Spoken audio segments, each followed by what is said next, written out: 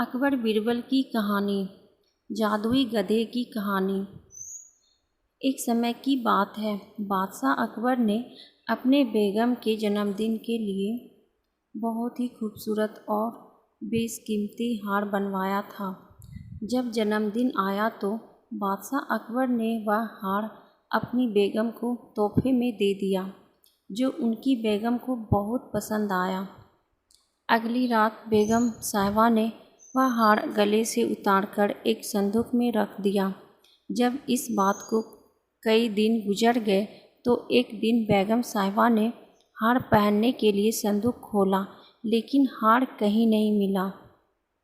इससे वह बहुत उदास हो गई और इस बारे में बादशाह अकबर को बताया।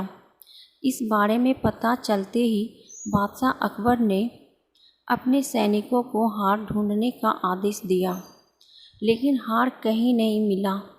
इससे अकबर को यकीन हो गया कि बेगम का हार चोरी हो गया है। फिर अकबर ने बीरबल को महल में आने के लिए बुलावा भेजा। जब बीरबल आया तो अकबर ने सारी बात बताई और हार को खोज निकालने की जिम्मेदारी उसे सौंप दी। बीरबल ने समय किए बिना ही राजमहल में काम करने वाले सभी लोगों को दरबार में आने के लिए आदेश भिजवाया। थोड़े ही देर में दरबार लग गया। दरबार में अकबर और बेगम सहित सभी काम करने वाले हाजिर थे, लेकिन बीरबल दरबार में नहीं था। सभी बीरबल का इंतजार कर ही रहे थे कि तभी बीरबल एक गधा लेकर राज दरबार में पहुंच जाता है। देर से दरबार में आने के लिए बीरबल बादशाह अकबर से माफ़ी मांगता है। सभी सोचने लगते हैं कि बीरबल गधे को लेकर राज दरबार में क्यों आया है। फिर बीरबल बताता है कि यह गधा उसका दोस्त है और उसके पास जादुई शक्ति है। यह शाही हार चुराने वाले का नाम बता सकता है। इसके बाद बीरबल जादुई गधे को सबसे नज़दीक वाले कमरे में ले जाकर बांध देता है और कहता है कि सभी एक एक करके कमरे में जाएं और गधे की पूंछ पकड़कर चिल्लाएं, जहाँपनाह मैंने चोरी नहीं की है। साथ ही बीरबल कहता है कि आप सभी की आवाज़ दरबार तक आनी चाहिए।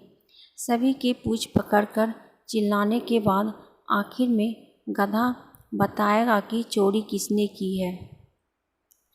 इसके बाद सभी कमरे के बाहर एक लाइन में खड़े हो गए और एक एक करके सभी ने कमरे में जाना शुरू कर दिया।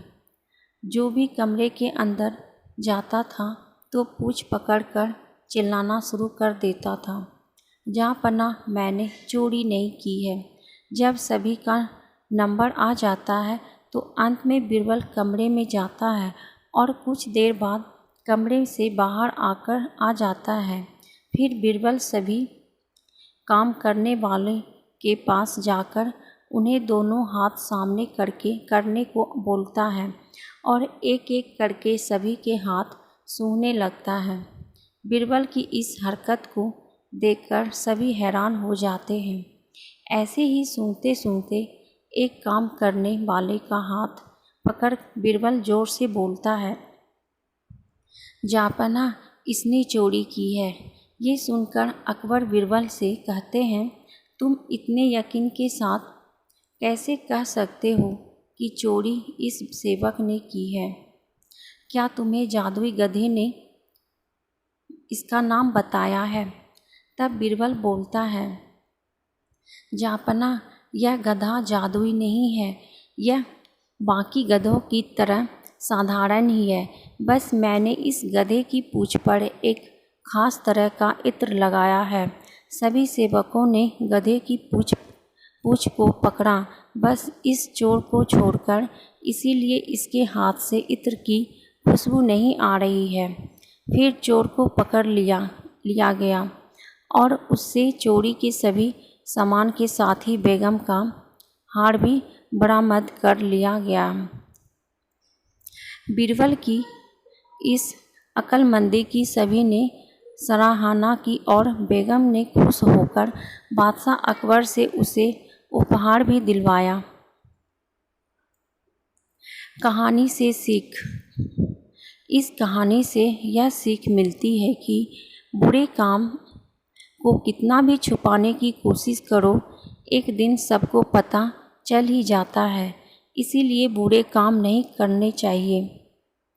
तो कैसी लगी दोस्तों आप सबको अकबर बीरबल की कहानी? अगर अच्छी लगी तो वीडियो को लाइक, शेयर, कमेंट और सब्सक्राइब कीजिएगा और ऐसे ही कहानी सुनने के लिए बेल आइकन को प्रेस कर दीजिएगा ताकि जैसे ही हम कहानी डालें आप तक पहुंच पाएँ। तो फिर मिलती हूँ एक ऐसे ही मज़ेदार कहानी के साथ। तब तक के लिए बाय बाय। Thank you.